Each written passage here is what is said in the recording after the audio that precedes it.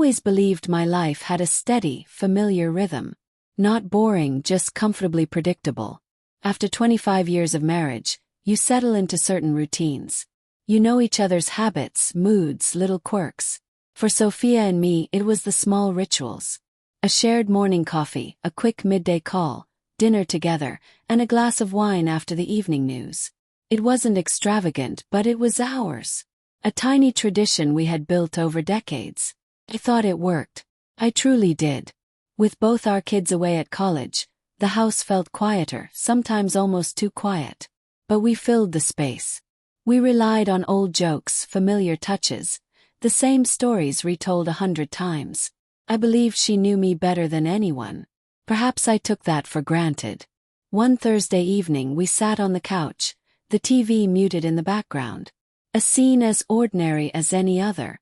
She held the remote, her gaze on the screen, but her grip felt tighter than usual. Then suddenly she turned to me and said, "Can I ask you something without you freaking out?"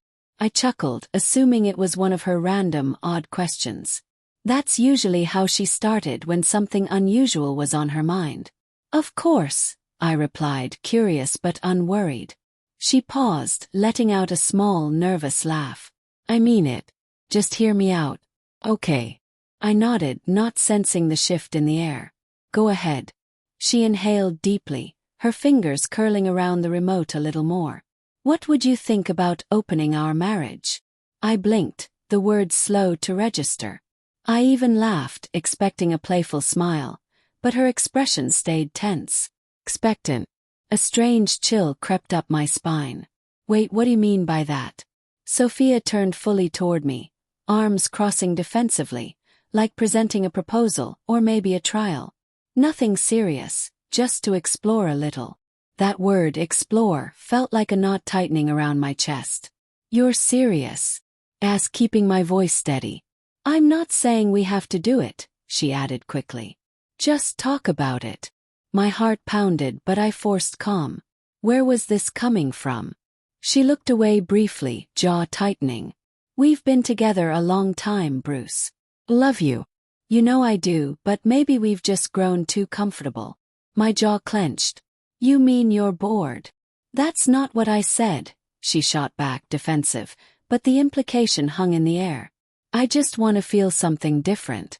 Not instead of you, but with you. I want to experience it together."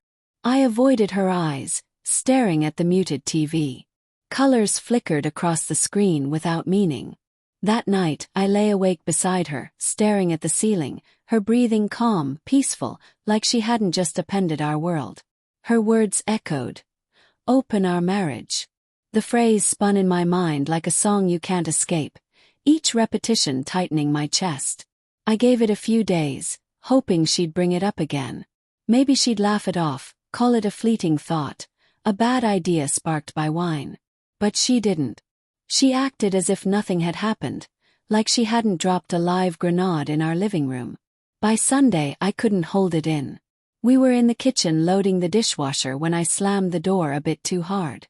She glanced up, eyebrows raised. "You okay?" "No," I said bluntly. She leaned against the counter, arms crossed again, a stance I'd come to associate with distance. "It's still bothering you?" "Of course it is," I snapped, masking nothing. "You asked if we could sleep with others, Sophia. That's not something you just brush off." She exhaled, bracing herself. "It's just an idea, Bruce. We don't have to make it a big deal." "Not a huge deal." I stepped closer, voice sharper. "You suggested adding other people into our marriage after 25 years.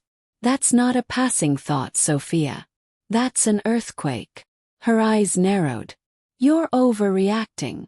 "No," I said firmly, keeping my temper in check. "I'm being honest. You expect me to be okay watching you with someone else. Or worse, pretending I'm into it." "That's not what I said," she countered colder. "I said we could experience it together." "What does that even mean?" I demanded. She hesitated, gaze flicking aside before murmuring. "People do this, Bruce. It's not the end of the world. For me, it is."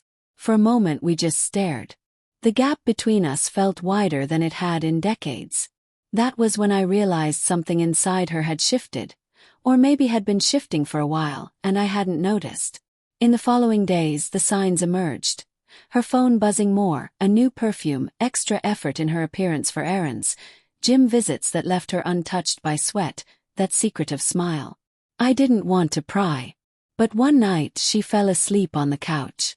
Her laptop sat open, screensaver not yet active. I glanced down and froze. Private forums, anonymous accounts, messages, event invites. The words hit me like a punch. Partner swaps, group events, explicit messages. Then I saw it, see you Saturday night. Can't wait to meet. Saturday night. She came downstairs in a red dress I hadn't seen in years. Hair perfect, makeup flawless, glowing. Big night. Asked voice tight. She smiled, adjusting earrings. Yeah, actually there's a party tonight. Something different. My heart sank. What kind of party? She met my eyes, unwavering. A swingers party. My world fractured. I whispered. If you walk out that door tonight, we're done. No turning back. I paused. She studied my face, then walked past me without a word. At 1:42 a.m., I heard the garage door creak open, followed by the soft jingle of her keys hitting the bowl. She was home, but I didn't ask where she had been. I didn't want to know. Silence returned, but this time it felt final. The fridge door opened and closed. The clink of a water bottle. The soft thud of a glass set on the counter. Then silence. She passed through the living room as if she had just returned from a routine errand. Not a betrayal. Still up? She asked casually, as though nothing was wrong. I didn't respond. She lingered, waiting. When I gave nothing, she sighed. A quiet, irritated sound, as if I were the unreasonable one. Then she disappeared down the hallway toward our bedroom. I sat frozen, mind racing, sleep impossible. Eventually I picked up my phone, not looking for anything specific, just a distraction. Out of habit, I opened the photo gallery. Pictures of us, the kids' small birthdays, beach days, that dinner in Rome. Moments frozen back when life felt whole. Then I saw it. A video file, unnamed, just a timestamp. 2 hours ago. My pulse jumped. The phone had synced automatically to the cloud. She had forgotten it was still linked to mine. The thumbnail alone made my chest tighten. A dim hotel room, red ambient light, a wine bottle partially in view, and her arm unmistakable, with a bracelet I gave her for our 15th anniversary. Tap play. Her face filled the screen, close to the camera, smiling and laughing. Voice slightly slurred, flirtatious. Film this for me, she said to someone off camera. I want to remember it. She stepped back, revealing more. 3 shirtless men surrounding her, hands on her body like she was a prize, and she welcomed it. She kissed one, then another, whispered to a third, making him grin and pull her closer. She looked radiant, alive, more vibrant than I had seen her in years. Not once did she seem to remember the life waiting at home. I stopped the video before it finished. I couldn't bear more. I sat in the dim room, screen black in my hand, heart heavier than ever. She hadn't just cheated. She had recorded it proudly, gleefully, unknowingly handing me proof as though it were a vacation memory. That wasn't accidental. It was deliberate. The next morning, I emerged from the guest room. Eyes dry, mind numb. I hadn't slept, only stared at the ceiling, replaying the video. She hummed in the kitchen, pouring coffee, moving like someone returning from a spa weekend. Not a betrayal. When she saw me, she smiled, sliding a mug across the counter. Morning, she said. I said nothing, just looked. Her smile faltered. What? She asked, quieter, uncertain. I sat, placing my phone on the table. Sit, I said. She hesitated, then complied. Something flickered in her eyes. Recognition, the cloud, the synced video, but too late. I opened the file, played it full screen, letting it speak for me. She watched, silent, laughing, undressing, being touched, being desired. Her voice and body given freely to strangers as if none of it mattered. As if we didn't exist. When it ended, I locked the screen and faced her. Color drained from her face. I didn't know it would upload, she whispered. I don't care, I said. You still went. You still did it. And you smiled. She reached for my hand, tears welling. Pulled back. I made a mistake, she said, voice cracking. I just wanted something new. I didn't mean to hurt you. No, I said, standing. You didn't make a mistake. You made a plan. She stood, blocking me, desperate. Please don't do this. We have a family. You can't throw it away over one night. I looked past her. You threw it away when you left this house. I walked by, mind clear for the first time in years. That night I drove without direction. Miles slipping beneath me. Dark sky stretching above. My phone buzzed with messages, texts, voicemails. All from her. Apologies, please. Empty promises. One stuck. Meant nothing. I'd seen the video. I had seen her smile, the way she touched them like it meant something. More than me, more than us. Around 3 a.m., I parked at the edge of a quiet park we once took the kids to. Streetlights swayed in the breeze. I picked up my phone and sent one final message. There's nothing left to talk about. I'll be filing in the morning. Then I blocked her number. Felt like surfacing after years underwater. The next day, I walked into my lawyer's office, flash drive in hand. That video said what I couldn't.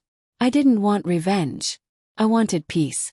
I canceled credit cards, changed locks, packed her belongings, set them outside. When she arrived, she said nothing, picked up what she could and left. Months passed. The house became quieter. Not empty, just peaceful. One day I laughed, a real, honest laugh. My neighbor Dean stopped me while taking out trash.